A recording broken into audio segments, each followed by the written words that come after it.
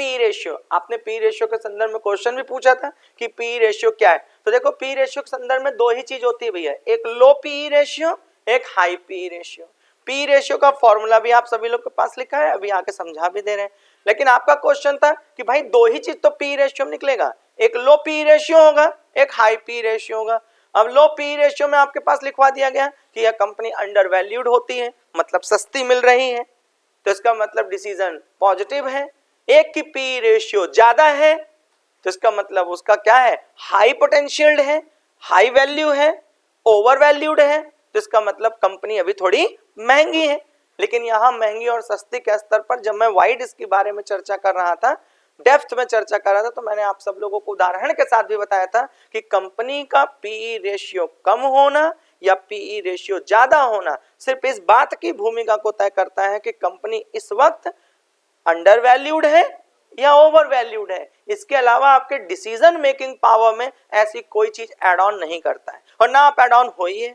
क्यों? क्योंकि कोई भी चीज अगर आज कंपनी सस्ती है तो जाहिर सी बात है उसकी पीई रेशियो सस्ता रहेगा। थोड़ा लॉजिकल भी बनो ना, जैसे आज किसी चीज की डिमांड कम है तो उसका पीई रेशियो तो ऑटोमेटिक कम होगा, अचानक से उसमें डिमांड बढ़ गया तो पीई रेशियो भी बढ़ जाएगा। तो इसमें अगर हम आपसे बोले कि बेस्ट अपॉर्चुनिटी पीई रेशियो के पॉइंट ऑफ व्यू से क्या है, तो आप इसका आंसर करिए कि सर आज जिस कंपनी में हम इन्वेस्ट करने जा रहे हैं वह कंपनी आगे भविष्य में कितना ग्रोथ कर सकती है।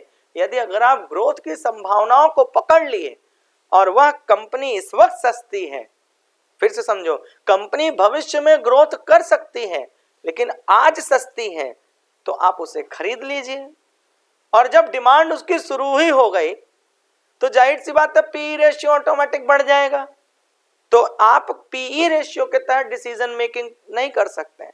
आपको डिसीजन लेने के लिए हमेशा कंपनी के फंडामेंटल में जाकर के चेक करना पड़ता है कि कंपनी कितनी पोटेंशियल्ड है, और अगर कंपनी पोटेंशियल्ड है और अभी सस्ती है तो उसे वर्थ है आपके लिए। और जब कंपनी अब जैसे आज अभी आप लोग किसी से बात करो तो पूरी यूट्यूब यूनिवर्सिटी आपको ये बात कह रही है कि डिफेंस सेक्टर ग्रोइंग है, इलेक्ट्रिक व्हीकल ग्रोइंग है, पावर सेक्टर ग्रोइंग है, तो इसका मतलब आप भी समझ पा रहे हो। तो इसका मतलब कि जो भी चीजें कल की डेट में ग्रोथ करने वाली हैं और वो कंपनी अगर अभी सस्ती है तो आप उसे उठा लीजिए। Is it fine? तो पीई रेशियो का दिमाग में कैलकुलेशन लेके नहीं चला जाता, लेकिन फिर भी आप लोग फॉर्मूले के जहन चलिए कि पीई रेशियो आप लोगों को क्या सिखाता है, पीई रेशियो क्या बताता है। पीई रेशियो का मतलब होता है प्राइस टू अर्निंग रेशियो। ठीक, कि 1 रुपए की कीमत पर, मान लो किसी चीज की 1 रुपए कीमत है आज, इज इट फाइन? तो यहां सारा गेम तो माय डियर सिर्फ बाइंग और सेलिंग का ही होता है, इसके अलावा तो और कुछ है नहीं। वो आज कंपनी के ग्रोथ के हिसाब से कैलकुलेट करते चलिए ना, जैसे जैसे कंपनी ग्रोथ कर रही है वैसे वैसे बस वही यहीं आ रहे हैं। कंपनी का सारा कुछ किस पे निर्भर करता है, बाइंग और सेलिंग पर। मान लो इन्होंने 100 शेयर 1 रुपए की प्राइस पर मार्केट में डाल दिया, ठीक, 1 रुपए की प्राइस पर 100 शेयर मार्केट में डाल दिया। अब ये बाइंग और सेलिंग शुरू हो गई तो 100 ही शेयर का तो बाइंग एंड सेलिंग होता रहेगा ना भाई। ऐसा थोड़ी ना कि अब 100 शेयर खत्म हो गया तो फिर 110वां शेयर आ जाएगा। जब तक यहां से कोई प्राइमरी शेयर यहां नहीं आएगा तब तक वो 100 शेयर के ही बीच में तो लड़ाई शुरू रहेगी, कोई खरीदेगा कोई बेचेगा। तो मान लीजिए ये ग्राफ यहां से यहां तक चला गया, अब 100 रुपए की चीज 140 रुपए हो गई, तो जाहिर सी बात है 1 रुपए की चीज जो है अब लोग कुछ एक्स्ट्रा पैसा देके खर्च करने की तैयारी में। फिर 200 रुपए हो गई, इसका मतलब क्या है, अब लोग 1 रुपए की चीज इतने रुपए में खरीदने की इच्छा रख रहे हैं। पहले कितने रुपए में खरीद रहे थे, 1 रुपए में, आज 1 रुपए की कीमत 10 रुपए देने को तैयार है, फिर एक दिन बाद 20 रुपए देने को तैयार है। तो इसका मतलब इसका पी रेशियो बढ़ता जा रहा है। क्यों बढ़ रहा है? क्योंकि इसकी डिमांड क्रिएट हो रही है। इसी शेयर को जैसे एक उदाहरण समझ लो भैया, अभी टाटा पावर 408 रुपए पर थी, तो आप क्या समझ रहे थे कि टाटा पावर को 408 रुपए पर खरीदने के लिए लोग तैयार हैं। शेयर तो उतना ही था ना, एक ही शेयर तो था ना। एक शेयर की कीमत टाटा पावर कितना बता रही थी, 408 रुपया, लेकिन आज बोल रही है 424 रुपया। सही है ना? तो आज एक शेयर की कीमत आप कितना देने को तैयार हो, 424 रुपए। आज से कुछ महीने पहले ये थी 494 रुपए, तो इसका मतलब एक शेयर की कीमत अब आप कितना देने के लिए तैयार हो? 494 रुपए। तो मेरे कहने का आशय ये है कि पीई रेशियो इसके डिमांड के हिसाब से बढ़ रही है, क्योंकि कंपनी की डिमांड बढ़ रही है, इसके 1 रुपए की चीज आज लोग 10 रुपए में खरीदने के तैयार हैं, तो यह पीई रेशियो बढ़ जाएगा। अब पीई रेशियो बढ़ जाने का मतलब सीधा आपको फॉर्मूला लिखा दिया जाएगा, कंपनी ओवर वैल्यूड। अब आपके जहन में आ जाएगा यार इसकी तो ताकत बढ़ गई है, अब तो कंपनी ओवर वैल्यूड हो गई है। नहीं महान लोग, अभी चीजें बढ़ रही हैं तो इसका ग्रोथ पोटेंशियल भी बढ़ रहा है। कंपनी का पीई रेशियो बढ़ना कंपनी का ओवर वैल्यूड टर्म्स नहीं है, शॉर्टकट में काम नहीं करना है। आपको बैकग्राउंड की पिक्चर को तलाशिए और कहिए कि क्या कंपनी रियल ग्रोथ ले रही है। अगर कंपनी रियल ग्रोथ ले रही है तो आपको डरने की कोई जरूरत ही नहीं है। भाई जाहिर सी बात है कि अगर आज 424 रुपए पे नहीं खरीदोगे तो कल 495 रुपए हो जाएगा, फिर कल 1200 रुपए हो जाएगा। आए दिन तो आप खाली यही सोचते रहोगे कि पी रेशियो बढ़ गया, पी रेशियो बढ़ गया, फिर 1200 रुपए में क्या कहोगे कि पी रेशियो फट गया। तो इसका मतलब पी रेशियो घटना या पी रेशियो बढ़ना, दो लॉजिक से समझो कि पी रेशियो अगर घटा हुआ है तो इट मींस कि कंपनी में अभी डिमांड क्रिएट नहीं है।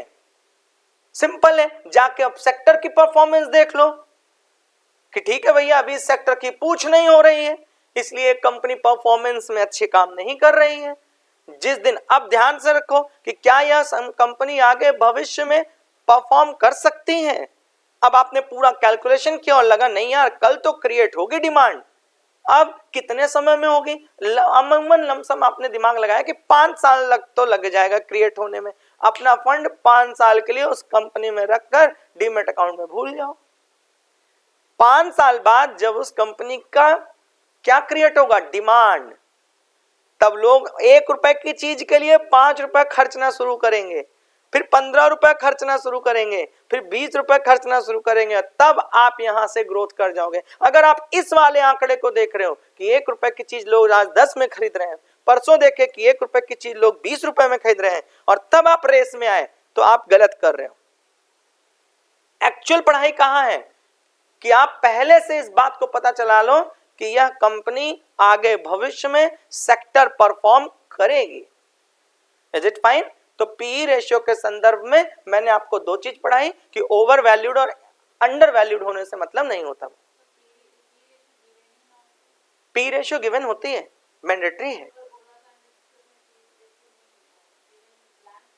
अच्छा, पी रेशियो उन्होंने कैलकुलेट करके दिया नहीं है, तो अभी वो नई आई है ना, अभी नई लिस्टेड हुई है, ठीक है। अरे तो 1 साल का कैलकुलेशन, बैलेंस शीट 1 साल का बनता है माय डियर ना। हाँ 1 साल 2 साल। देखो मैंने आप लोग को पढ़ाते समय डे फर्स्ट में कहा था कि स्क्रीनर पे अगर कोई चीज अवेलेबल नहीं है तो आप ये नहीं कह सकते कि ये चीज गलत है। स्क्रीनर पे मेरी कंपनी है, मैं क्या चीज आपको अथॉरिटी दे रहा हूं कि आप डिस्प्ले करें, तो उसी हिसाब से डिस्प्ले है। तो अगर वो डेटा उस समय पे अवेलेबल नहीं है कंपनी के पास तो उसने नहीं दिया। जैसे अभी देखिए बायजूस ने पूरे टाइम पर अपना डेटा, तो उन्होंने हर बार ये कहा कि अभी सीए वर्किंग में है, सीए वर्किंग में है, डेटा नहीं दिया। Is it fine? तो आप इस चीज को लेकर अपना एक नेगेटिव माइंडसेट मत बनाइए। पी रेशियो तो आप ऐसे भी समझ सकते हैं ना, मैंने आपको क्या कहा, पी रेशियो नहीं गिवन है मान लो तो आप उसको कैलकुलेट कर लो। पी रेशियो तो निकालने का फॉर्मूला है ना, मार्केट प्राइस पर शेयर, एक शेयर की कीमत मार्केट में क्या है, तो मान लो 410 रुपए। अभी आगे एग्जांपल है, आपका यही डर है ना कि ओला ने पी रेशियो गिवन नहीं किया है, तो गिवन अगर नहीं किया है तो आप निकालना सीख जाइए। निकालने के लिए क्या फॉर्मूला है कि इस वक्त उसकी मार्केट प्राइस एक शेयर की कीमत क्या है, तो टाटा पावर अभी 425 रुपए में चल रही है, तो आप लिख दीजिए 425 रुपए। फिर अर्निंग पर शेयर, उसकी ईपीएस वैल्यू क्या है, आज 1 रुपए पर कितना रुपए खर्च करने की आवश्यकता पड़ रही है, आप यहां पर लिख दीजिए। ईपीएस वैल्यू दिया रहता है, दोनों को कैलकुलेट कर दीजिए। जैसे एग्जांपल के तौर पे हम लोग एक कदम आगे चलते हैं, पहले ईपीएस समझा देते हैं। The companies net earning divided by the total number of outstanding share, ये भी लिखवाए हैं, टोटल आउटस्टैंडिंग शेयर से डिवाइड कर देंगे तो आपको ईपीएस की कॉस्ट मिल जाएगा। फॉर्मूला देखिए आप लोग के पास लिखा हुआ है। तो ईपीएस निकालना भी सीख गए, मार्केट की पर शेयर कॉस्ट आपके पास है, दोनों को डिवाइड कर दीजिए। ये देखिए कंपनी का पर शेयर कितना है 200 रुपए का, अर्निंग पर शेयर कितना है 10 रुपए का। पीई रेशियो निकालिए 200 divided by 10 is equal to 20 rupees. 20 rupees का पीई का मतलब क्या समझ में आ रहा है कि पहले पीई रेशियो 1 रुपए पर लोग खर्च करना चाहते थे। इस प्रोडक्ट को कितने रुपए में खरीदना चाहते थे 1 रुपए पर। आज कितने रुपए खरीदना चाहते हैं, तो पी रेशियो क्या हुआ, मतलब आज उसी एक शेयर की कीमत लोग 20 रुपए देने के लिए तैयार है। 1 रुपए कमाने के लिए, जी 1 रुपए कमाने के लिए।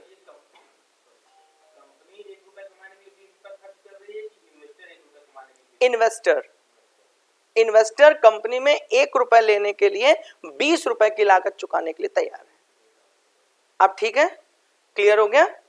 अब यहां पर देखिए इट मींस, पीपीटी बनाते समय मैं कोशिश करता हूं कि आप लोगों की सारी क्वेश्चंस को यहां डिस्प्ले करा जा सके। इट मींस, इसका मतलब इन्वेस्टर्स, आप सभी लोग आर विलिंग, यह चाहते हैं टू पे करना चाहते हैं 20 रुपीज फॉर एवरी वन। 1 रुपए की कीमत की चीज को आज इन्वेस्टर 20 रुपए की कीमत पर पे करने के लिए तैयार है। Is it fine?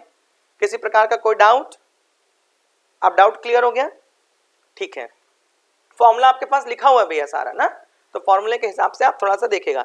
अब इंटरप्रिटेशन देखिए, यह भी पढ़ा चुके हैं लेकिन एक बार फिर से रिवीजन करा दे रहे हैं। हाई पी रेशियो का मतलब इस वक्त आप समझेंगे कि मार्केट एक्सपेंसिव है, वह जो कंपनी है वो एक्सपेंसिव है। लो पी रेशियो का मतलब क्या है कि इस वक्त मार्केट की जो कंपनी है वो थोड़ी सस्ती है। लेकिन मैंने आप लोग को बताया कि इसके आधार पर कभी भी अपना डिसीजन नहीं बनाइएगा। सबसे बेहतर क्लास का मतलब ये कि अभी से ही आप अंडर वैल्यूड कंपनी को आइडेंटिफाई करना सीख जाएं। अंडर वैल्यूड का मतलब अब आपके जहन में फिर पैदा होगा, सर हम कैसे जान जाएं? तो आकाशवाणी नहीं होगा कि ये पार्थ उठो ना, आपको खुद से चीज को तलाशना होगा कि अभी मार्केट में क्या चल रहा है, आगे मार्केट में किस चीज की डिमांड आने वाली है। जैसे इन्होंने प्लास्टिक की बोतल निकाली, आगे भविष्य में इस बात की चर्चा होने वाली है कि प्लास्टिक फ्री कैसे बना जाए। तब आप प्लास्टिक की कोई कंपनी आ रही है भर भर के प्लास्टिक बनाने के तैयार है, आप कहो इसका ग्रोथ आगे है, नहीं है, क्योंकि आप थोड़ा मार्केट को समझो। इस वक्त ग्लोबल के बारे में चर्चा हो रही है ना, नेचर के बारे में चर्चा हो रही है ना, हम और आप थोड़ा इको फ्रेंडली बन रहे हैं ना। अभी पेट्रोल और डीजल की गाड़ियों पर शिकंजा कसा जा रहा है ना, तब आपको लग रहा है नहीं हम पेट्रोल के ही खरीदेंगे। अरे आगे आने वाला भविष्य जब ईवी का होने जा रहा है, तो इसका मतलब ईवी की जितनी गाड़ियां होंगी इस वक्त पी रेशियो कम होगा कि ज्यादा होगा? है ना कम, क्योंकि अभी डिमांड बहुत ज्यादा क्रिएट। अब उसी में आप जाके ईवी सेक्टर को निकालो, इसमें बहुत बड़ा रॉकेट साइंस है। यूट्यूब यूनिवर्सिटी जाकर इंस्टाग्राम पे स्क्रील कर लिए, मिल गया और कहे बस अब तो हम अगले ब्रह्म तैयार। यही तो महामूर्खता है ना भाई। आपको नहीं समझ में आ रहा कि मार्केट में डीजल की गाड़ियां जिस दिन बंद हुई तो आपके जहन में आया ना, मार्केट में लोग आकर बताए ना कि डीजल की गाड़ियां क्यों बंद हो रही हैं। जब पेट्रोल का चलन थोड़ा कम हुआ तो लोग आए ना, परिवहन मंत्रालय आके आपको बताया ना कि अब आगे भविष्य में हम ये करने जा रहे हैं। लाल किला पे ई रिक्शा के साथ मोदी जी चल के आपको क्या संदेश दिए? अब आप कहो सर ये वाली भी उंगली पकड़ा के चलाया जाए, तो फिर रहने दो, फिर अब तो मूर्खता का परिचय ना। जब आप सिंसियरली उस जगह पर तैयार नहीं रहेंगे। अभी से मोदी जी को शौक पड़ा हुआ था कि वो इलेक्ट्रिक व्हीकल लेकर पूरा पार्लियामेंट का पूरा लाल किला चक्कर लगा रहे हैं, मतलब शौक लगा था। वो क्या बताना चाह रहे थे कि आज आगे का भविष्य देखो, जैसे उन्होंने इस चीज को प्रमोट किया। आज आप लोग कहते हो इलाहाबाद में सबसे बड़ी समस्या ई रिक्शा वाले हैं। क्यों? क्योंकि मार्केट की चलन पैदा हुई, मार्केट में आज दिखाई दे रहा है। अब आज आपको लगे कि यार ई रिक्शा का बिजनेस बहुत अच्छा है, एक दिन में 400 रुपए आएगा, फ्री फंड का काम है, 10 ठो रिक्शा निकलवा दें, 40,000 रुपए तो हर दिन आएगा, निकलवा लो। कबाड़ का भाव न बिका। क्यों? क्योंकि आज पी रेशियो क्या हो गई, टॉप पर पहुंच गई। क्यों? हर आदमी के दिमाग में चलेगा अरे यार 15,000 रुपए देंगे, डाउन पेमेंट देंगे, आ जाएगा, जो तुमको पे करेगा उससे अच्छा वो ईएमआई बनवा देगा, उसकी ई रिक्शा का उसका ई रिक्शा हो जाएगा। आज जितने लोगों ने ई रिक्शा खरीद के रखा था, आज वो उसके ऊपर अपना चावल कभी कभी राशन कोटे से ले आते हैं, अदरवाइज उनका उसी जगह पे खूंटे से बंधा हुआ है। समझे? बस ये पी रेशियो, ये नाटक नौटंकी यूट्यूब यूनिवर्सिटी चलने तो जितने लोग चल रहा है, आप लोग पढ़ाई पे इन्वेस्ट कर रहे हो ना, थॉट ऑफ प्रोसेस क्या बनाओ कि यार हमें अंडर वैल्यूड सेक्टर पकड़ना है, अंडर वैल्यूड सेक्टर में अच्छी कंपनी पकड़ना है, जो कंपनी इस वक्त कमजोर हो लेकिन भविष्य में आगे काम अच्छा कर सकती हो, उसको पकड़ना है, इन्वेस्ट करके रख दो। सेक्टर पता चल गया, power sector, EV sector, NBFC sector, defence sector, PSU sector, इतनी बढ़िया बढ़िया सेक्टर्स पता चल गए। आप उठाइए और उसमें अपने आप को लेकर चले आइए। याद होगा मैंने आप लोगों को 1.5-2 महीने की पहले की क्लास में बताया था कि 2 लड़के मिलकर के 22 साल के युवा एक कंपनी तैयार कर रहे हैं और जबरदस्त कंपनी तैयार कर रहे हैं, अच्छी कंपनियों के नाक में दम किए हुए हैं और ये कंपनी बहुत अच्छी है। उस समय वो कंपनी सबसे छोटी कंपनी थी जिसका नाम था जेप्टो। कितने लोगों को यहाँ पे याद है कि मैंने ये चीज बताई थी? याद है? जेप्टो उस समय अंडर वैल्यूड कंपनी थी, उस समय पैदा हो रही थी। इसका मतलब पैदा होता है, मैंने उसको पकड़ा ना, उसके मॉड्यूल को समझा ना, उसके मॉड्यूल को समझने के बाद उसको रिसर्च किया, रिसर्च करने के बाद आप लोग को बताया कि देखो भैया यह कंपनी का फंडामेंटल, यह कंपनी के फाउंडर, यह कंपनी की स्ट्रेटजी, यह कंपनी का मॉड्यूल बहुत तगड़ा है और अभी अंडर वैल्यूड है, वो सबसे पैसा मांग रहा है, लेकिन आज के दौर में उसके पास एक बड़े इन्वेस्टर्स हैं जिन्होंने उनको जितना पैसे की आवश्यकता थी 4 दिन पहले दे दिया। अब आप कहो कि मेरा भी अकाउंट ले लो, अब देख के देखो, अरे जिसके अकाउंट में 4,000 करोड़ रुपए उल्टा पड़ा हुआ है, अब वो आपका 1 करोड़ रुपए सरसों बराबर हुआ ना। उस समय अगर आप 1 करोड़ रुपए दे दिए होते तो मौज काट दिए होते। तो सेक्टर को पकड़ना सीखो, फिर कंपनी को पकड़ना सीखो, फिर कंपनी की परफॉर्मेंस को पकड़ना सीखो, तब पी रेशियो अपने आप से कम मिल जाएगी आपको। लेकिन आप उल्टा गंगा बहा रहे हो, पी रेशियो देखते हो कम है तो फिर कंपनी देखते हो ठीक है, फिर सेक्टर देखते हो हाँ काम चल सकता है, उल्टा जा रहे हो ना। सीधा रास्ता बनाओ, पहले सेक्टर, फिर बेहतर पीर कंपैरिजन करते हुए अच्छी कंपनी, फिर अच्छी कंपनी का मॉड्यूल और फंडामेंटल, तब उसमें पी रेशियो, आप यह देखकर पी रेशियो निकालकर अगर आप आगे जा रहे हो तो आप गलत हैं। आप ऐसी कंपनी का चुनाव करो और कह दो कि इसका पी रेशियो भी कम होगा। पढ़ने का मतलब क्या है? यही ना, नहीं तो पी रेशियो यहां दे रखा है, क्या लाभ है? आपको भी पता चल गया, जैद को भी कि पी रेशियो 20 है, फलाने को भी पता चल गया पी रेशियो 20 है, क्या बात का कंपटीशन? थोड़ा लॉजिकल बनो। पूरी दुनिया स्क्रीनर पे क्या कर रही है, इसका ये स्क्रीनर तुमको देखना नहीं आता? स्क्रीनर तुमको देखना नहीं आता क्या? अरे भाई स्क्रीनर में है ही क्या देखने लायक, सब कुछ तो लिखा हुआ है। तो आप लोग इस चीज को लेकर के फालतू के रहते मत बोइए, आप सेक्टर बाद कंपनी का मतलब मॉड्यूल के बाद आप खुद बता दीजिए कि ये कंपनी इस वक्त अंडर वैल्यूड है, इन्वेस्टेबल है, तब तो आप सफल हैं। और नहीं तो जैसे सब लोग धारा में बह रहे हैं वैसे आप भी बहेंगे। कोई डाउट? एक क्वेश्चन आप लोग को जहन में है, मैं उस क्वेश्चन को लिख रहा हूं। कंपनी ए मार्केट प्राइस है 300 रुपए, ठीक, अर्निंग पर शेयर है 15 रुपए, प्राइस कितना है 300, अर्निंग पर शेयर कितना है 15 रुपए, तो इसका पी क्या होगा 20 रुपए। कंपनी बी के लिए पढ़िए,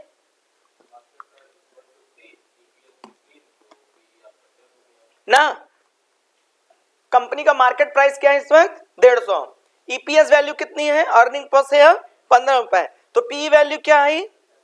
खाली ए और बी को ध्यान में रखा जाए, नीचे मत पढ़ना, सिर्फ ए और बी कंपनी को ध्यान में रखा जाए। तो कंपनी कौन सी अच्छी लग रही है?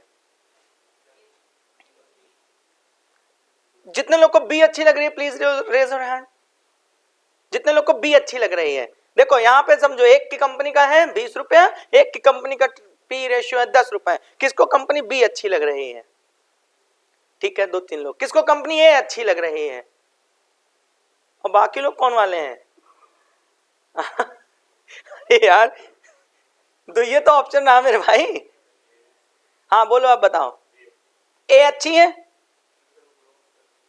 ग्रोथ कर रही है, ठीक है। अब आप मेरी बात को समझिए, एक जगह मैंने पी रेशियो आपको 20 दे दिया, एक जगह पी रेशियो मैंने 10 दे दिया, लेकिन मुझे ये अच्छा लगा कि आपने पी रेशियो को ध्यान में आंसर नहीं किया, आपने फट से सोचा कि नहीं रुक जाओ पहले देख लें काहे है ऐसा। जब आपके जहन में ये वाला पॉइंट उत्पन्न हो जाए ना, रुको देख लें कैसा है, तब आप ठीक है। नहीं तो चलो फॉर्मूले पे चलते हैं। अब तक की तो 15 मिनट मैंने क्लास दी, उसको हटा दो दिमाग से। सिर्फ एक ही चीज है, high P ratio over valued, low P ratio under valued company is risky for investment. बात खत्म। जय हिंद जय भारत। यूट्यूब पे रील्स खत्म, आगे बढ़ो। Problem solve. लेकिन ऐसा नहीं है। अब यहीं पर चरित्र में समझो, अगर मैं हूंगा तो मैं ए वाले को ज्यादा रिस्पॉन्सिबल मानूंगा इस वक्त, इस सिनेरियो में। जबकि मैंने आपको क्या कहा है, अभी भी डिसीजन नहीं ले हो, अभी भी आप जाओ और कंपनी का फंडामेंटल चेक करो कि भाई इनका पी रेशियो ऐसा है क्यों। फिर दोनों कंपनी से पूछो तुम्हारा सेक्टर कौन सा है भाई, तुम कौन से सेक्टर में काम करते हो, तुम कौन से सेक्टर में काम करते हो सकता है इसकी पी रेशियो अच्छी है इस वक्त, लेकिन इसका सेक्टर आगे 5 साल तक बहुत अच्छा काम नहीं करने वाला है। लेकिन दूसरे वाली कंपनी की अगर बात करें तो हो सकता है ये सेक्टर बहुत अच्छी हो, अभी अंडर वैल्यूड हो, कल बहुत अच्छा काम कर ले जाएंगे ना। लेकिन अभी हमने कंपनी का आपको यहां मॉड्यूल नहीं दिया है, कंपनी का सेक्टर डिफाइन नहीं किया है, तो इसलिए आप लोग इस बात का आंसर बहुत क्लियर नहीं दे सकते।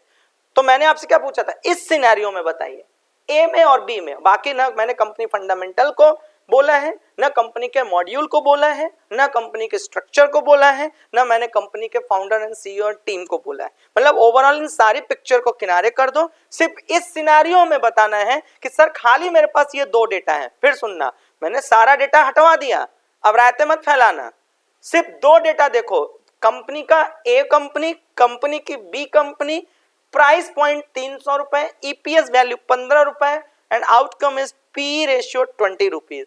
There is 150 rupees for the market, 15 rupees for the EPS and 10 rupees your PE given.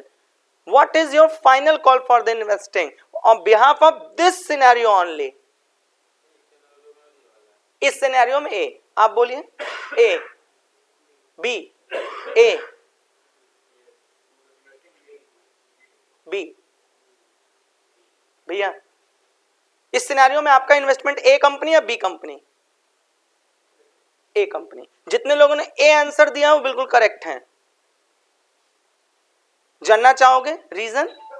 B point में पीई रेशियो कम है, इसका मतलब ये अंडर वैल्यूड है और ये ठीक है। लेकिन आप इस बात को समझो, जो कंपनी थोड़ी कम होती है मार्केट साइज में, मार्केट कैप में, मार्केटिंग प्राइसिंग में, तो वह कंपनी थोड़ी अभी छोटी है। तो जनरली इन्वेस्टर्स को क्या लगता है कि यह कंपनी अभी छोटी है तो अभी थोड़ा कम ग्रोथ करेगी, तो वो उसको थोड़ा टाइम दे देते हैं ना। जबकि ये बड़ी कंपनी है, इसके पास एक शेयर की कीमत 300 रुपए है। इट मींस इसके पास पीछे के पिक्चर में ज्यादा लोग हैं जिसने इसके 300 रुपए तक पहुंचा रखा है, तो थोड़ी स्टेबिलिटी ज्यादा दिखाई दे रही है ना। बात समझ आई? थोड़ी स्टेबिलिटी, 300 रुपए का है ना, 300 रुपए। हाँ ये तुम्हारे सिनेरियो ठीक है, लेकिन मैंने क्या कहा था, और कोई पिक्चर नहीं ऐड ऑन करना है ना। तो इस पिक्चर में क्या होता है भैया कि ये 300 रुपए का जो एक शेयर है, चलो इसको थोड़ा सरल कर देते हैं। अभी एक पॉलिसी की कंपनी आए और आपसे कहे कि आप गाड़ी की पॉलिसी या हेल्थ पॉलिसी या चाइल्ड पॉलिसी मेरे से करवा लो, और एक तरफ एलआईसी है, आप किस में निवेश करना पसंद कर रहे हैं? किसकी पॉलिसी लेना पसंद कर रहे हो? जैसे मैं नया एकदम पॉलिसी लिया और मैंने कहा मेरे से आप चाइल्ड पॉलिसी ले लो, मेडिकल पॉलिसी ले लो, कार पॉलिसी, जो भी XYZ पॉलिसी है, और एक तरफ LIC कह रहा है मेरे से चाइल्ड प्लान पॉलिसी ले लो, आप किससे पॉलिसी लोगे? स्वाभाविक तौर पे 100 से पूछोगे तो 99 लो, 95 लो।